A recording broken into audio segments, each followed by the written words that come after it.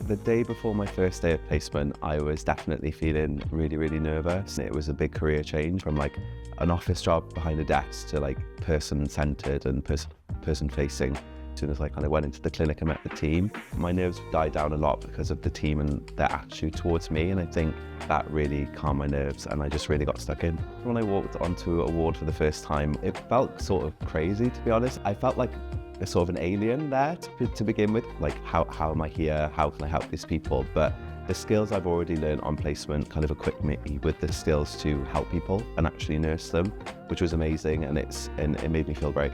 So the moment I realized I could actually do this in terms of being a nurse was probably the day I learned about giving injections. My arms were shaking, my hands were shaking. I was preparing the medication in the vial and stuff. And after I gave the first injection, I shook my supervisor's hand and he said, like, well done, you've given your first injection.